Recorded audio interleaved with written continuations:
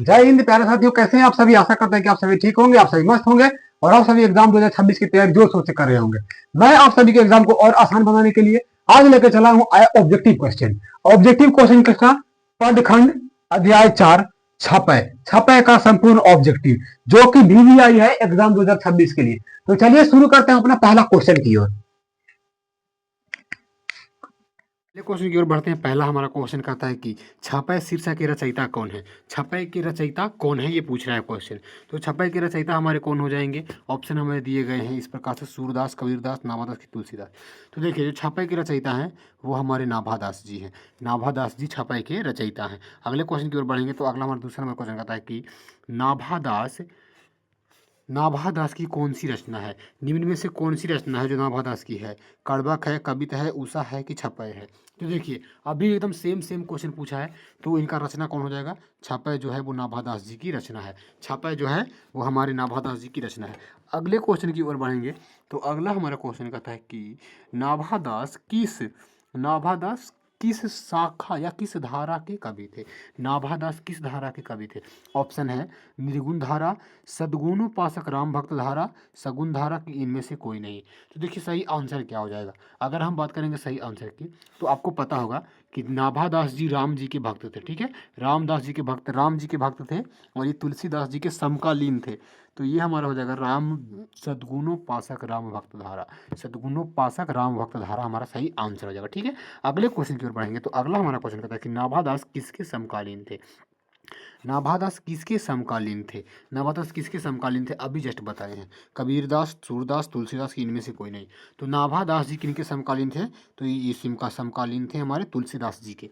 तुलसीदास जी के ये समकालीन थे। ठीक है, अगले क्वेश्चन की ओर बढ़ेंगे तो हमारा 5वां नंबर क्वेश्चन कहता है कि पाँचवा नंबर क्वेश्चन कहता है कि नाभादास का जन्म कब हुआ था। नाभादास का जन्म कब हुआ था। ऑप्शन है 1550 में, 1570 ईस्वी अनुमानित में, 1560 में कि 1565 में। तो देखो, अगर इनके जन्म की बात करेंगे तो विद्वानों में न इस बात का बड़ा खेद है कि इनके जन्म की बात नहीं की गई है, लेकिन इनके जन्म जो हुआ है 1570 अनुमानित में इनका जन्म हुआ है। 1570 अनुमानित में इनका जन्म हुआ है। अगले नंबर क्वेश्चन की ओर बढ़ेंगे तो छठा नंबर क्वेश्चन कहता है कि किसकी कविता सुनकर कवि नाभादास सिर झुका लेते हैं। किनकी कविता सुनकर कवि नाभादास सिर झुका लेते हैं। सूरदास की, कबीरदास की, तुलसीदास की, इनमें से कोई नहीं। तो देखो, अगर बात करेंगे सर झुकाने की, तो आप सुने होंगे कि सूर कवि तो सुनी कौन कवि जो नहीं सिर चालन करे। तो हमारे जो थे सूरदास जी जब गाते थे, सूरदास जी जब कविता कहते थे, तो सारे के सारे कवि जो थे वो सिर चालन करते थे, माथा को हिलाने लगते थे। अगले क्वेश्चन की ओर बढ़ेंगे तो कहता है कि अगला क्वेश्चन की ओर बढ़ेंगे तो कौन सी रचना नाभादास की है। नाभादास की रचना निम्न में से कौन सी है। ऑप्शन है हमारा सूरसागर, भक्तमाल, बिहारी सतसई की बीजक। तो देखिए, यहाँ पे भक्तकाल लिखा हुआ है, लेकिन यहाँ पे भक्तकाल नहीं, सही ऑप्शन है यहाँ पे भक्तमाल। तो रचना कौन सा इनका हो गया, तो आपको बताए होंगे हम कि भक्तमाल जो था, भक्तमाल इन्होंने, इनकी रचना है भक्तमाल। ठीक है, अगले क्वेश्चन की ओर बढ़ेंगे तो अगला नंबर क्वेश्चन कहता है कि नाभादास कहाँ के अस्थायी निवासी थे। नाभादास का अस्थायी निवास कहाँ था, ये कहाँ में निवास करते थे। हमें ऑप्शन दिए गए हैं कि ऑप्शन है कि वृंदावन के, हरिद्वार के कि काशी के, किन में से कोई नहीं। तो देखिए, अगर हम बात करेंगे इनके अस्थायी निवास की, तो ये वृंदावन में मूल रूप से निवास करते थे। तो इनका अस्थायी निवास वृंदावन में ही था, वृंदावन में इनका अस्थायी निवास था। ठीक है, अगले क्वेश्चन की ओर बढ़ेंगे तो अगला कहता है कि संपूर्ण भक्तमाल किस छंद का व्यंजना है। संपूर्ण भक्तमाल में किस छंद का व्यंजना है, कौन से छंद का व्यंजना है। ऑप्शन है चौपाई, दोहा, छपई की कवित। तो देखिए, अगर हम बात करेंगे कि भक्तमाल से जो लिया गया है, ये जो छपई है, जो छपई लिया गया है, ये छपई कहाँ से लिया गया है, ये भक्तमाल से लिया गया है, भक्तमाल से ये लिया गया है। तो संपूर्ण जो है ना वो भक्तमाल से छपई है, छपई भक्तमाल छपई से लिया है। ठीक है, भक्तमाल छपई हो जाएगा। ठीक, अगर सही अगला क्वेश्चन की ओर बढ़ेंगे तो हमारा छपई कहता है कितनी पंक्तियों का छंद होता है। एकदम मोस्ट VVI क्वेश्चन है कि छपई कितने पंक्तियों का छंद होता है। VVI क्वेश्चन है, ये क्वेश्चन छप के आने वाला है 2026 एग्जाम में। ये वाला क्वेश्चन छप के आ रहा है कि छपई कितने पंक्तियों का छंद है, 4, 5, 6, 7।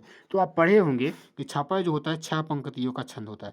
6 पंक्तियों के छंद को छपई कहते हैं। ठीक है, अगले क्वेश्चन की ओर बढ़ेंगे तो कहता है कि सूर कवि तो सुनी कौन कवि, कि सूर सूर की कविता सूर की कविता को सुनकर लोग क्या करते हैं, क्या करते हैं? सिर हिलाते हैं, भाव विभोर हो जाते हैं कि दुखी हो जाते हैं कि इनमें से कोई नहीं। तो अभी तो बताए हैं कि सूर कवित सुनी कौन कवि जो नहीं सिर चालन करे। सूरदास की कविता को सुनकर लोग सिर हिलाते हैं। लोग क्या करते हैं? सिर हिलाते हैं। ठीक है, अगले क्वेश्चन की ओर बढ़ेंगे। तो हमारा अगला क्वेश्चन कहता है कि सूर की कविता कहता है कि सूर्य की कविता में कौन सा अलंकार होता है? सूर्य की कविता में कौन सा अलंकार होता है? कौन सा अलंकार होता है? यमक अलंकार होता है, रूपक अलंकार होता है, उपमा अलंकार होता है कि अनुप्रास अलंकार होता है? तो अभी हम बताए गए थे, क्वेश्चन बताया गया था चैप्टर में कि सूरदास जी लिखते हैं ना, इनमें अनुप्रास का भंडार होता है, अनुप्रास अलंकार का भरमार होता है, बहुत ज़्यादा ये अनुप्रास अलंकार में लिखते हैं। ठीक है, अगले क्वेश्चन की ओर बढ़ेंगे। तो अगला कहता है कि कबीर किसमें भेद नहीं करते थे? कबीर किसमें भेद नहीं करते थे? कबीर किसमें भेद नहीं करते थे? अमीर गरीब में, अच्छे बुरे में, गोरे काले में कि हिंदू मुसलमान में? तो सूरदास जी जो थे वो हिंदू और मुसलमान में भेद विभेद नहीं करते थे। उनको कोई लेना देना नहीं कि कौन कौन जाति के है, कौन वर्ण के है, कौन श्याम के है, क्या करता है, कुछ उससे कोई लेना देना नहीं है। उनको सीधी बात थी कि सब जो होते हैं वो एक समान है, सब उनकी नज़र में एक समान होते थे। ठीक है, अगले क्वेश्चन की ओर बढ़ेंगे। तो अगला हमारा क्वेश्चन कहता है कि नाभादास में जाति पाति एवं वर्ण श्रम का खंडन किस कवि के छापे में किया है? नाभादास ने जाति पाति एवं वर्ण श्रम का खंडन किस कवि के छापे में किया है? तो आप सुनिए, छापे में दो कवियों को दिया गया है, एक हमारे हैं कबीरदास, एक हमारे हैं कबीरदास, ठीक है, और एक हमारे हैं सूरदास। एक हमारे कबीर हैं और एक हमारे सूरदास जी हैं। तो कबीरदास जी जो हैं, कबीरदास जी के वर्ण में कबीरदास जी जो लिखते हैं तो उनमें जो है वो वर्ण श्रम में उनको कोई लेना देना नहीं, जाति पाति वर्ण श्रम कुछ लेना देना नहीं। ठीक है, अगले क्वेश्चन की ओर बढ़ेंगे। तो अगला हमारा क्वेश्चन कहता है कि नाभादास का उदय हिंदी साहित्य के किस काल में हुआ था? नाभादास का उदय हिंदी साहित्य के किस काल में हुआ था? किस काल में इन्होंने अपना उदय लिया था?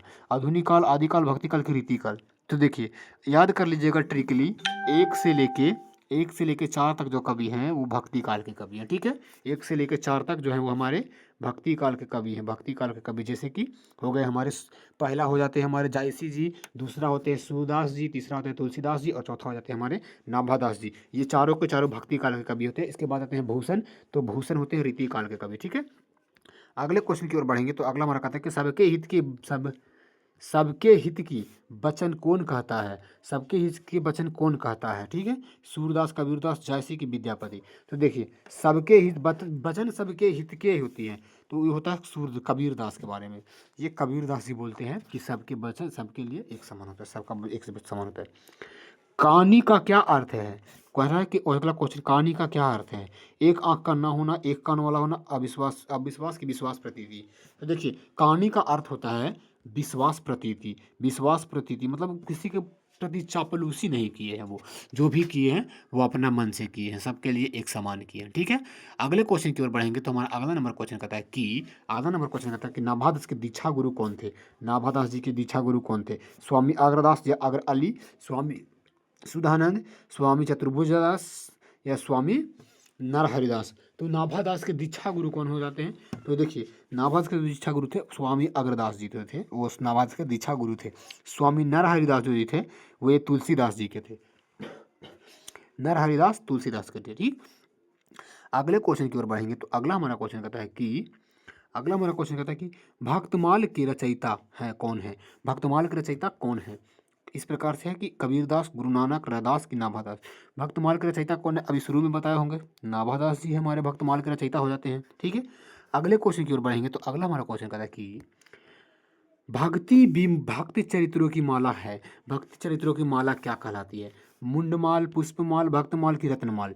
तो देखिए, भक्ति चरित्रों की माला हमारा क्या कहलाता है दोस्त? तो भक्ति चरित्रों की माला भक्तमाल कहलाता है। भक्ति चरित्रों की माला भक्तमाल कहलाता है, भक्तमाल। ठीक है, भक्ति चरित्रों की माला भक्तमाल कहलाती है। अगले क्वेश्चन की ओर बढ़ेंगे।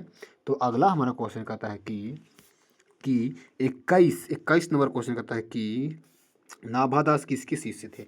नाभादास जी किसके शिष्य थे? को ऑप्शन इस तरह से दिए गए, तुलसीदास, रामानंद के, अग्र अली के कि महादास के?